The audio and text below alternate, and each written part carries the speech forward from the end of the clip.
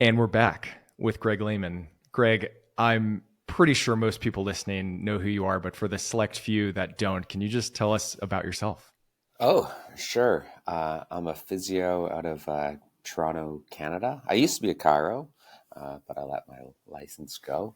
Um, I have a master's in spine or exercise biomechanics. So I see patients part time, but the last 10 years I've mostly been in like the knowledge translation world where I teach a couple courses on biomechanics, pain, and running. That's Yeah, it. nice. And you have a podcast. You're doing a lot of stuff outside of that. What are there any upcoming courses or anything you want to chat about?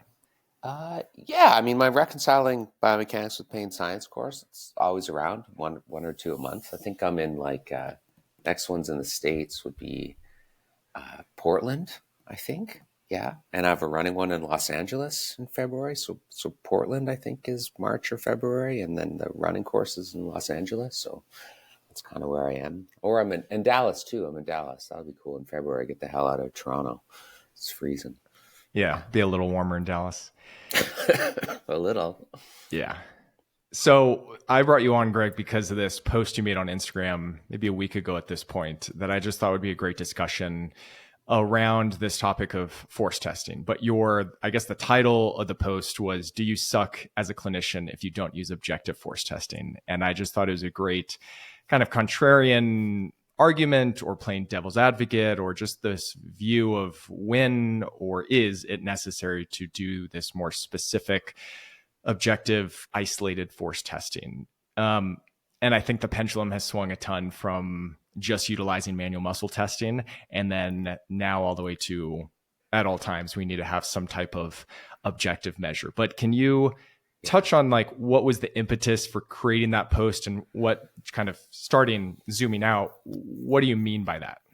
So I my master's in biomechanics, right? And I almost feel like it's going back to the past of doing a lot of this strength testing. It's not cutting edge. It's kind of 20 to 30 years old where we would test a lot. I used to do functional ability evaluations and all these things in my earlier career. So it's not like I'm not unfamiliar with this stuff. So the impetus is really um, goes back a step. It kind of, my favorite question, if you remember from the course, is like, when do we have to be specific with our rehab, right? Like, when is there so something specific would be, when must someone get stronger, right? That's sort of the big question here. And then the assumption here is, if you think someone has to get stronger, then people would say, well, the old adage, if you're not testing, you're guessing. And I kind of challenged that idea. So like that's the impetus, is questioning like, how specific do you need to be? And if you think that you need to get stronger, do you need these really fine-tuned objective measures of force production? Does that really change your clinical practice? And that's what that thread was about, where like, I think you can help people without a strain gauge or a dynamometer or whatever we're calling these things. Yeah, totally. And our, I would say, past rounds of guests over the past few years, there's definitely been that bias or push for this discussion of utilizing Tindex or isokinetics or different types of isolated force testing and how that impacts treatment or care or discussions or discharge, whatever it is. So I want to hear your perspective of, do you think there's a time where it's highly recommended or almost necessary to do this type of testing in any particular context? So that's where I went through like a 4-step thing, the questions you kind of have to ask, that I think. So do you mind if I do that or something like that? If I just Totally. go, Yeah, let's yeah, do it. that might help. So like, first you have to say, like, are there conditions, again, where someone has to get stronger? So does strength mediate recovery? That's what you'd want to know first off. And so that's really difficult research, because people take it as a given that You identify a weakness in someone when they have pain, and then we say, oh, aha, that's why you have pain, therefore we have to get you stronger. And if we don't get you stronger, you're not very likely, you're much less likely to get better.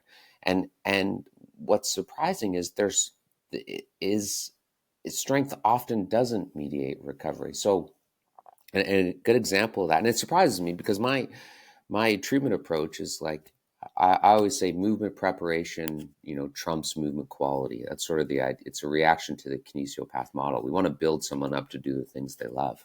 And so strength seems like a no-brainer, but it's so odd. It's often not. Like the low back pain world. People are like, oh, I'm in pain because I have a weak core. And then you look at it and no, you're not. And like we knew that 30 years ago. You don't see a good correlation between weakness, or you don't see that someone has to get stronger to get out of pain, or knee away. It's the same idea. And we're even seeing it in things that don't even that are really surprising. So on my podcast, we've had Falk Mersman, Peter Malieris, Colin Griffin, Ebony Rio, like a number of really great, Steph Munt, a number of really great researchers in the tendon or bone world. And even in those things, like Achilles tendinopathy, in a runner, you don't see, like, people don't have to get stronger, it seems, to get out of pain and to have good function. So that's such a huge question, like like whether you have to get stronger, and we're not really seeing it. So that's like sort of the big idea behind that. I don't know if that makes sense. Like it takes so much research to be able to say when is strength important. Yeah, that it definitely makes sense. And similar on our prior guests with these topics of patellofemoral pain, rotator cuff related shoulder pain, like all of these conditions and osteoarthritis, they're so messy. There's not this clear correlation between we're going to improve your leg press or leg extension or isolated, force testing via knee extensor, and this is going to improve your persistent symptoms or XYZ. That's just not there. So I'm totally on board and I agree. I guess either the devil's advocate or the other kind of example is more of these postoperative cases where there's considerable tissue change and loss of capacity. What would you say for that type of testing in those contexts? So this goes to the next point. Like I don't want to say strength's irrelevant. It's actually still how I practice. I believe in heavy loads and building people up. Like that's how I practice. So then the next question is like, so even if you acknowledge that strength is important, what does a simple isometric testing tell you? Does it actually change what you're going to do? So if I have someone who's whatever, post-surgical, or if someone has Achilles tendinopathy, and you've made the decision that they should get stronger, that strength training is helpful for whatever reason, you're going to do that. You've already decided that resistance training is the intervention. And we can advocate resistance training for so many, everyone knows this, so I'm preaching to the choir out there, but for other reasons besides like they're increasing their ability to produce force. So testing for me, like if someone has an Achilles tendinopathy, I'm going to give them heavy calf raises. And if they have trouble, and if they run on a track where they don't just go in the sagittal plane and it hurts when they go into pronation, I'm going to train them in positions that are aggravating. So I'm going to train out of the sagittal plane as well. So it's not, and then I'm going to train power as well, because I would think power is important to develop, but I have no idea like when it is, but I might as well do it regardless. So like the strength testing, I don't think it's even going to change what people do. You've already decided that resistance training is the right thing to do. So like whatever you find on your scale, again, I would say, how's that changing anything? Yeah. Maybe an argument or a counterpoint would be there are times with like maybe Achilles tendon repair or with ACL reconstruction that there are these references or values in the literature that either from a return to sport or even just kind of a return to run standpoint that it makes sense if we're close to this number or this percentage compared to the other side. Do you still think it's you're doing enough robust resistance training and building up kind of a plyometric plan, that you're going to kind of already have a good sense of when these times are ready for the next kind of phase of rehab or the progression. What are your thoughts there? So I often take ACL out of this argument because it's probably the best case for strength testing, because you have some okay data in that world. Again, I honestly don't think it helps you change your exercise prescription or to progress it. Like people say you need this to progress it. I'm like, the weight on the bar will tell you to progress it. If someone's doing leg extensions and they can do one single leg extension of 60 kilograms, well, you're going to slowly do more over time. So I don't really understand how it changes anything. And if you've decided that you should train power, then you're going to do it faster. But for return to sport clearance or return to running, that kind of makes sense to me. And then, however, even if you go into that data, it is so murky. Like there's all the Doughty papers with return to running, and that research group, they use 60% of LSI. So like as long as the injured side has 60% of the strength of the other side, they say go for it. But even in their papers, which are like 2022, I guess, the concern is you'll have people return to running without 60% strength, and I think there's like 45 in that paper, and 20 of them did great after 2 months. So the question is, well, if it's something like running, which is so low risk anyway, just have them try it. Like you don't even need the testing. However, return to sport after an ACL, maybe I think that actually is the better case. Although, again, even that is so murky when you look at the research. Like Itherburn's study, there's a systematic review from Wang that just came out, in Aguero, where you can't really identify in a systematic reviews. Maybe individual studies are better, but can't really identify that well who's more likely to get injured. So even these cutoffs aren't that great. It doesn't mean don't do them, but they probably need fine tuning. So the ACL, I'm going to totally agree. I think that's probably one of the areas that you could probably advocate for strength testing. Yeah. But to that point, even if it's ACL, trying to have these really hard cutoffs that a 91% is substantially lower risk than a 89%, I think there becomes too much paranoia or neuroticism about hitting these exact numbers or percentages. And then when you look at just the variability of testing setup and equipment within each clinic, like we had Jason Torrey and Chris Juno who are giving courses about this, but like how much variance there is across clinicians, across settings, because of all these factors when you do isolated testing. So how reliable is it compared to the reference values that you're looking at, and how did they set it up? So there's all these other layers, even when it does make sense in, let's say, the ACL context to do some isolated testing. So the Cinecor paper, I'm sure they talked about that. That's probably the best example. I've had people say, because I'll say, well, do you even need a dynamometer or a strain gauge? Why can't you just do one rep max testing, right? That should be close enough. And people will cite the Cinecor paper and say, well, it didn't correlate well with the dynamometer. And when you actually, this is the thing, when you dig down in research, and I can pull this up just so I want to throw out numbers, but I don't want to get it wrong. So in that paper, people would say the gold standard would be the electromechanical dynamometer isometrically. And then they compared it to like one rep max testing with knee extension and a leg press, and then a handheld dynamometer. Because people are out there saying, oh, you could just use the handheld dynamometer based on this study. And they found like the percent of agreement. So the handheld dynamometer, it agreed with the dynamometer, with the other ED.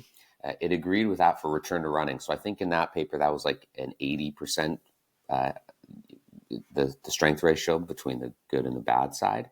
It agreed like 79.7% of the time.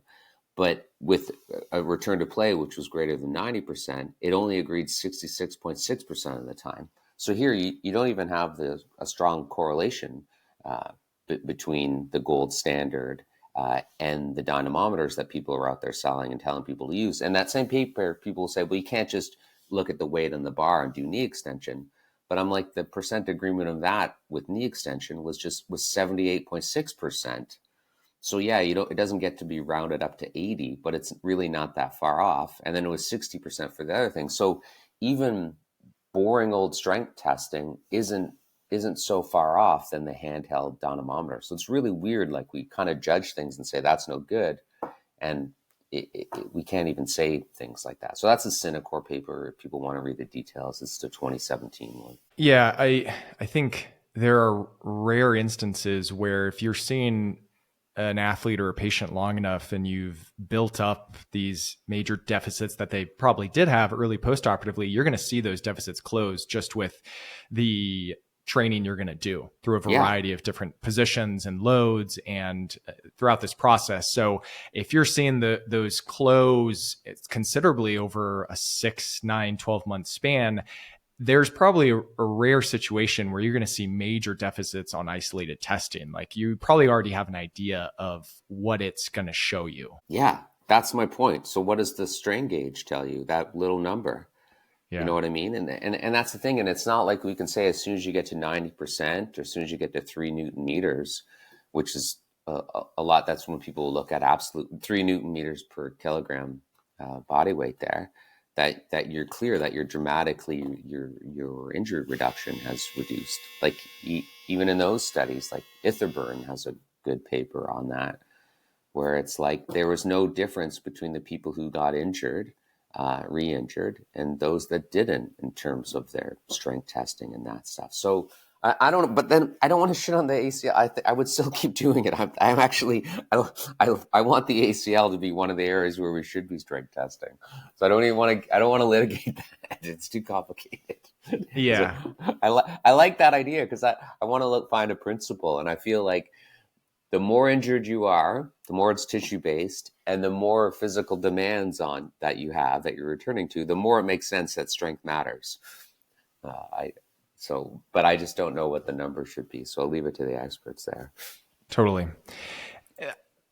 Does that post or this overall concept stand for also other types of testing? I know like force plate testing is super popular now with looking at this rate of force component or reactive strength.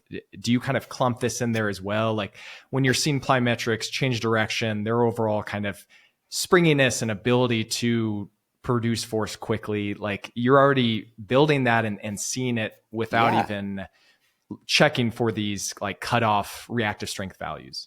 I think it's cool and it's fun to test all this stuff. I've had all this equipment before. Even personally, like, I do gymnastics and I like to do standing backflips. I'll test my vertical jump, and I like to see it change, but it doesn't change anything that you do. That's what bothers me. This is why I wrote something about this false precision. Right? Like, it's not going to change your training, really. You should be training comprehensively regardless. Right? So that's my biggest thing. Like it's just, maybe it's better for like buy-in and getting people excited about their training and adherence and that stuff. But like, I always ask people, tell me how this changes what you do, and you don't really hear anything. That's the thing. They just can't. Yeah. Well, I mean, I'm seeing patients in the clinic, but then I also see individuals remotely through E3 consults throughout the US or throughout the world. And those situations, I'm not setting them up to a dynamometer, and we're still doing pretty much the same things, and we're tracking variables in the gym. And really, it's not that much of a change. I guess one thing, maybe an argument, is like, in at least the US, there's this thought of we need to kind of justify our care from an insurance perspective. And if we have maybe these hard numbers in this more reliable dynamometry manner, even if it's not, let's say, shoulder, or if it's not ACL, maybe it's like, persistent pain or something that like you're saying, we may not need these numbers, but does it provide, in addition to some of these other factors we're writing in their note or writing for insurance, does it help us justify further visits if we're concerned insurance is just going to cut them off? That could be maybe another argument of why people do it. Yeah, I mean that's just expediency, but so I totally get that. I'm only talking about clinical care. I don't think it changes what you do if you're already doing an active like resistance training. So I get the arguments for that. And again, I'm not against force testing. Like it's totally the point is like people are sort of shitting on other therapists for not doing this stuff, or they're shitting on therapists for they're saying they don't understand the basics of that. Actually was the big impetus. I've heard of a lot of people say like physios or chiros or whoever don't understand the basics of strength and conditioning, and that's why their patients aren't getting better. And I really reject that for a lot of people. I think it's a lot of academic stuff that they might not be knowing, and so it's part of that overall theme. But anyways, back to the strength testing again. That if you're doing it for insurance, I get it, but that doesn't mean that the clinical care is important. Yeah, and maybe the thought early on where there's a lot of physios where their decision of if someone's strong enough or capable enough is just a 5 out of 5 manual muscle test. And do you think that like that's probably too limited, especially if their rehab or treatment is super underloaded table-based activities where it's not really testing their ability to get back to what they want to do? So I guess that's the other like really far end of the spectrum where they're doing, you know, a hand-based resistance and it's quote unquote strong or 5 out of 5, but then their rehab itself is also super low level that they don't really know. But I guess the argument is like, even if it's low level, if it's this persistent pain, does it have to be progressive in nature for there to be a reduction in symptoms? Yeah, I mean, I don't even really do manual muscle testing. And I would rather say, like, what do you want to do? What do you have trouble doing? Like, that's all that matters. It's the goal task.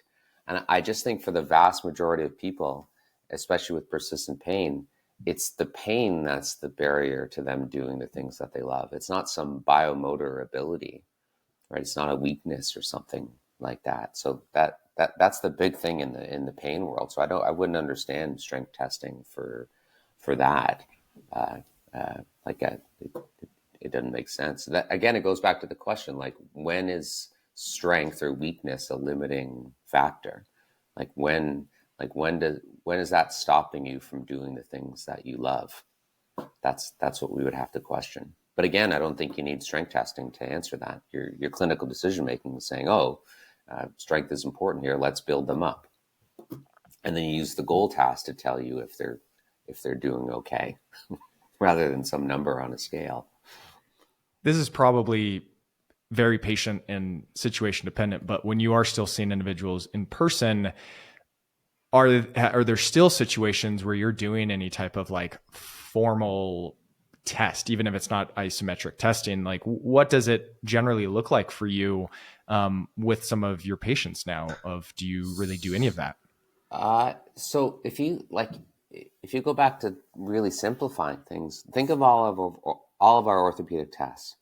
They're not really good at identifying what structure or anything like that, but they're often good at recreating symptoms, right? So that's all that I really care about. Like, what recreates symptoms? This is mechanically, what do they struggle with? And then we say, okay, we have to build you up to do that. Like, it's as simple as that. And then the clinical questions that we all struggle with would be like, do we back off of this thing that hurts, right? Or do we have to push into it and build up around it, right? Those are the clinical like questions that I think challenge all of us. Like, someone's strength in this, if I'm already going to be taking an active based approach in exercise, then again, nothing changes in there. So yeah, I'm not just talking to people. Yeah, totally.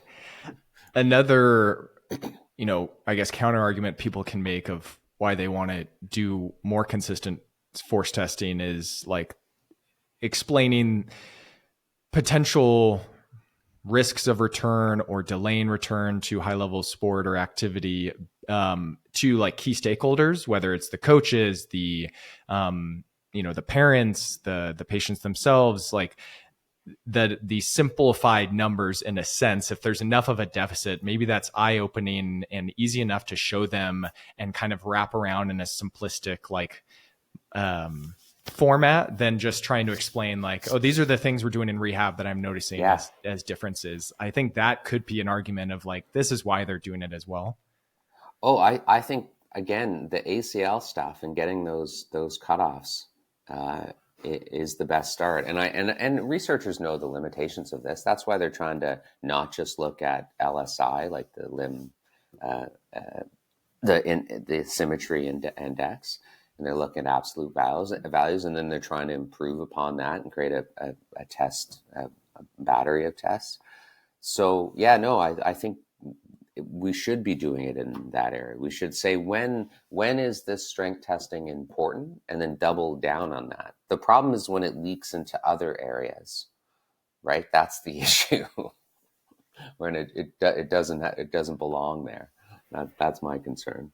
And so we make conclusions from specific tissue injuries like ACL stuff and apply it to regular old shoulder pain or persistent pain or low back pain or hip OA or knee OA. That's when we have to watch that. With all of those examples, and I think you've asked a lot of your guests on the podcast about this as well, but how do you go about explaining, you're still biased towards like activity and exercise as an intervention. How do you justify as a treatment option and not oversimplifying it as we're just going to get you stronger and that's going to reduce your symptoms? I'm a lame-o. Like I just use words like tolerance and that stuff. And I tell my patients, like, I'll sort of say it's an Achilles tendinopathy. I'll go through a bunch of, like, I'll just lay out kind of the research with them and say, this is what we think why you have pain. Like you get this pain when you're running. So one of our theories here is that for whatever reason, you failed to adapt to running. So we need to build you up to run again. So part of that is a huge portion of that is going to be your running, right? We're going to, decrease the loads when you're running, but keep you running a lot. We'll run multiple times a day, whatever it happens to be. And then we can talk about, but we also want to change the stress on the Achilles because just so that you have less pain. So you could do a heel lift. You could maybe change how they run. And then I would say, and then we also know that sometimes exercise might be helpful. We're not sure why. Here's some of the reasons. Maybe getting the calf stronger is important. Maybe building up tendon stiffness. And I would explain how that could be, why that could be helpful. And then we would say there's also this pragmatic research where you strength train the knee and the hip. That seems to be helpful. We don't know the mechanism, but we can argue doing these things because it's going to be good for performance. It's going to be good for your health in general. It's going to be good for your bone density. And so just sort of like lay it out on the table what they'd be interested in doing. And so they might just want to run. So that's what we focus on. But if they're open to doing exercises, then I'm like, okay, well, here's the ideas behind the exercises. Which ones would you want to do based on the equipment you have and preference and all that stuff? So like, even though we have this uncertainty, we can acknowledge that with our patients and then lay out on the table your clinical reasoning. And then they're partners when you're working together like that. Yeah. And we've brought this up in other episodes, but it feels more freeing as a provider because you don't have to have this hyper-specific plan, and hopefully to a patient where there's just more options and it's not this super rigid, we need to do XYZ because that's the only option. Yeah. But and I don't know. I would also say if you want a really specific rigid plan, I can create one for you. How do you want to do this? Some people like that. They're like, to that point, it's, some people like that uncertainty or messiness of like, pick your path. Here's a ton of options. That to them may really feel paralyzing. And you as the provider knowing that there's options, but they want to simplify it, and you kind of take that on, that could definitely help with some of just like the outcomes and the prognosis, because now there's this confidence that they have this like stable thing to utilize and work towards. Yeah. That's it. I always just give the theory behind what we're trying to achieve, and then say, how, this is one way that you could do it. There's other things that you could do if you wanted to. Again, I like to load heavy. Like, I'm not really giving out 30 reps of a calf raise. I'd rather push people hard. That's just sort of my bias. So I regularly recommend that stuff to people. Right. Is there like, what would be the reason for that? I don't know. Probably because I've just always done it, but now I would justify it the reason I load heavy for an Achilles tendinopathy is, heavy loading where the tendon undergoes strain of 4.5 to 6%. That does seem to catalyze tendon stiffness changes. And although the research doesn't show that tendon stiffness changes is something that has to occur, it probably has to occur in some people. It's just not across the board.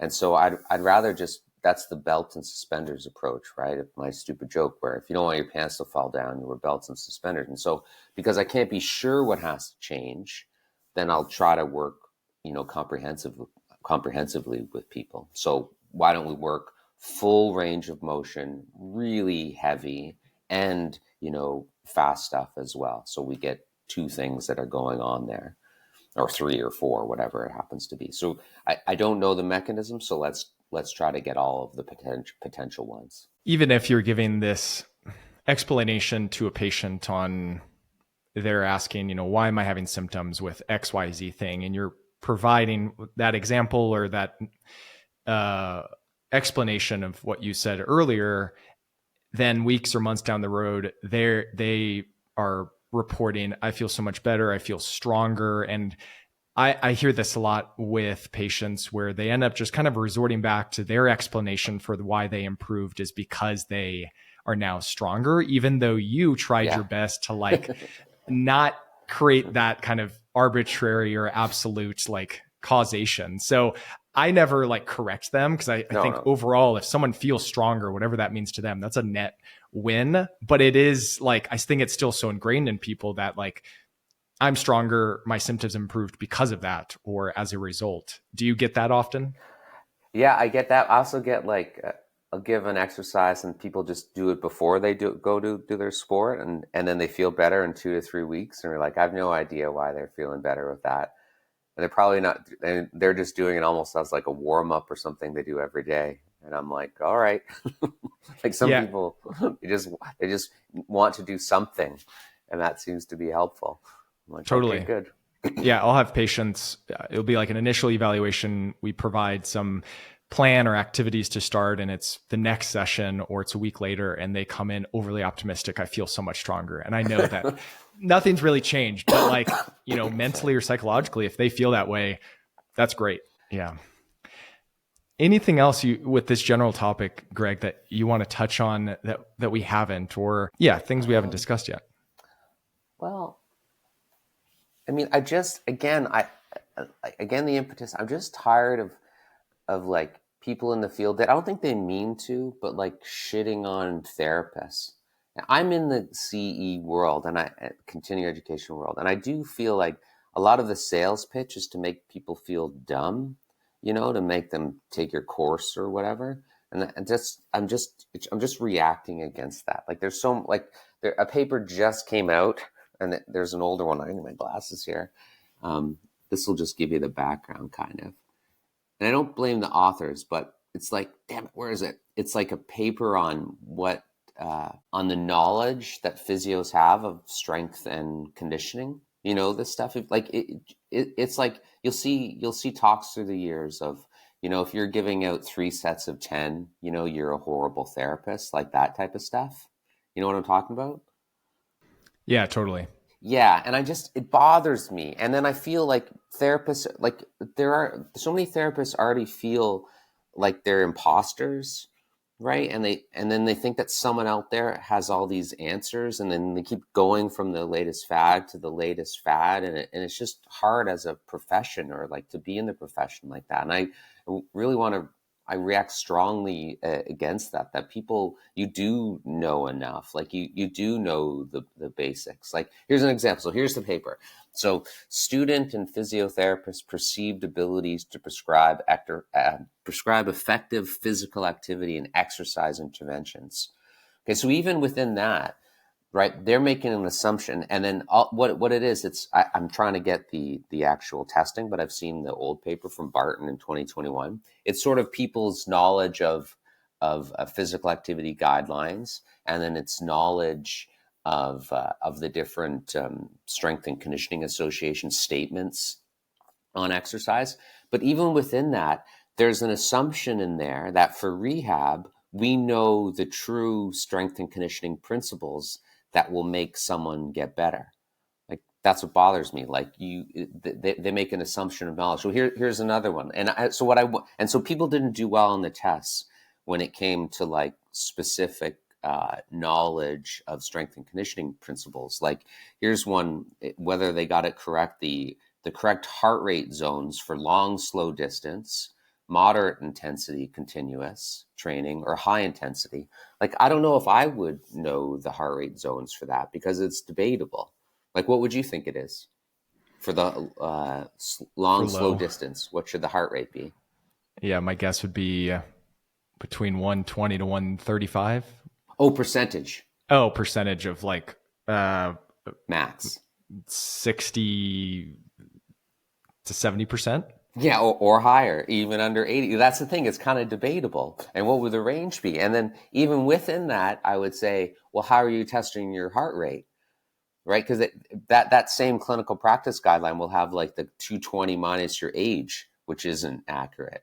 Right? So there's so much of a fudge factor in there. So if you said 60% and you prescribed exercise, you would get a ton of people fitter if you trained at 60% of your max. But the answer might be 75%, which is correct as well. And you'll get a ton of people fitter if they train at 75%.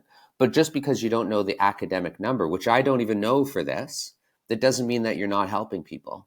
Does that make sense? Totally. And going back to the resistance training component, for a large majority of patients presenting to outpatient PT, most of them aren't very physically active, or they don't have a consistent background in exercise. So does it matter if you're doing this overly rigid periodized plan versus 2 sets of 10, 1 set of 8? Like so many people, their ceiling or their, I guess, entry point is so low. Doing 1 set or 2 sets is probably enough to like start the momentum. Well, it is. So that's what I'm trying to find.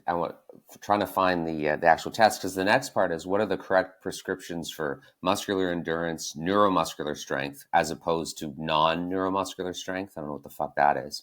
Hypertrophy, right? And they're saying people didn't get the numbers right. And I would want to know, maybe you're out of date. Like, is this the old set rep continuum? Do you think hypertrophy is 8 to 12 and strength is 3 to 8 or something like that?